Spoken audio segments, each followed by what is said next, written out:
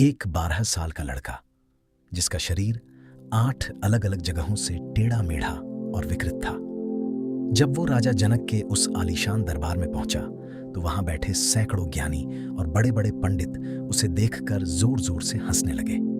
किसी ने उसके चलने के तरीके का मजाक उड़ाया तो किसी ने उसकी शक्ल का। पूरी सभा ठहाकों से गूंज रही थी। तभी उन पंडितों से भी ज्यादा जोर से उस लड़के ने हंसना शुरू कर दिया। उसकी हंसी इतनी गहरी और गूंजने वाली थी कि अचानक पूरे दरबार में सन्नाटा छा गया। राजा जनक हैरान रह गए। उन्होंने पूछा, हे मुनि, ये सब तो मेरी मूर्खता पर हंस रहे हैं, लेकिन आप क्यों हंसे? उस लड़के ने एक ऐसा जवाब दिया जिसने उसी पल राजा जनक के होश उड़ा दिए। उसने कहा, राजन, मैं इसलिए हंसा क्योंकि मुझे लगा था कि मैं ज्ञानियों की सभा में आया हूं, लेकिन यहां तो सब चमार बैठे हैं, चमड़े के पारखी बैठे हैं। जो इंसान आत्मा की जगह सिर्फ इस हाड़ मांस के शरीर को देखता है, वो ज्ञानी कैसे हो सकता है?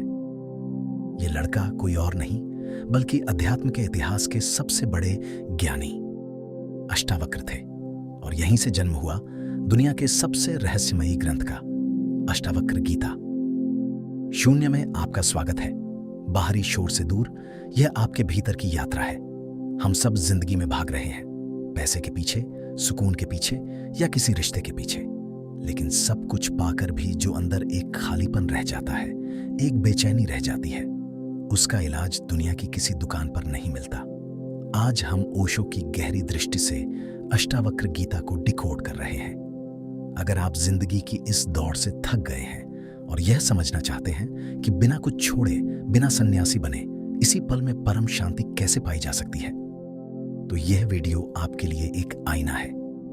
अष्टावक्र कोई नियम नहीं बताते, वो सीधा सत्य पर चोट करते हैं। अष्टावक्र की उस एक बात, यहां सब चमार बैठे हैं, ने राजा जनक के भीतर का सारा अहंकार तोड़ दिया।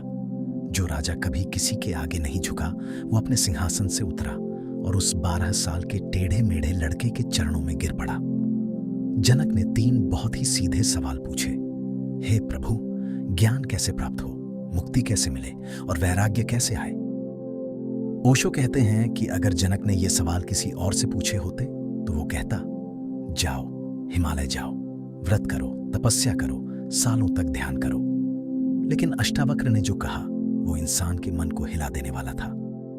अष्टावक्र ने कहा, हे जनक, अगर तू मुक्ति चाहता है तो सबसे पहले यह जानना छोड़ दे कि तू यह शरीर है। तू न ब्राह्मण है, न राजा है, न तू आग है, न पानी है। तू सिर्फ एक साक्षी है, इन सबको देखने वाला। जरा सोचिए, जब आपको दर्द होता है तो आप कहते हैं, मुझे दर्द हो रहा है। इसका मतलब क्या है?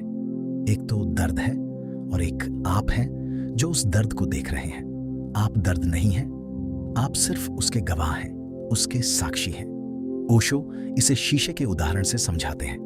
जब आप शीशे के सामने खड़े होते हैं तो उसमें आपकी परछाई बनती है। आप हट जाते हैं, परछाई मिट जाती है, लेकिन शीशा वहीं रहता है, खाली, शुद्ध और शून्य।